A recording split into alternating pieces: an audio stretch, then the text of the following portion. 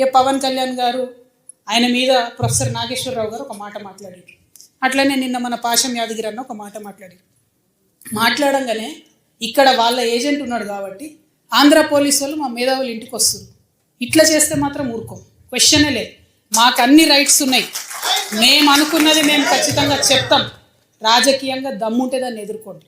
మీ కాడ రాజధాని కట్టుకున్నాడు రాదు శాత కాదు, కానీ ఇడికి వచ్చాట తెలంగాణ నవనిర్మాణం చేస్తాడు. మా పని మేము చేసుకుంటాం, మా నిర్మాణం మేము చేసుకుంటాం, మా కథలు మేము పడతాం. రాష్ట్రం విడిపోయింది, ప్రజలు విడిపోలే. మీరు ప్రజల మధ్యలో చిచ్చు పెట్టకండి. చిచ్చు పెడితే మాట్లాడేటోళ్ళు లేరు, ఊరుకుంటోళ్ళు లేరు అనుకుంటారేమో. ఇగో ఈ జెండా రాకముందు లెక్క వేరే, ఇప్పుడు లెక్క వేరే.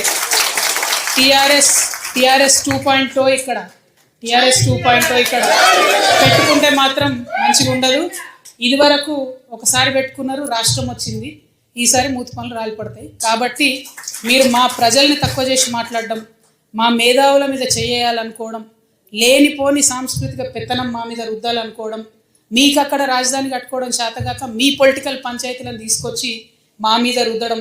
ముందు మీ రాజధాని కట్టుకోండి. మా జిహెచ్ఎంసీ ఎన్నికలలో పోటీ చేసే విషయం మీరు మళ్ళీ ఆలోచిద్దాం.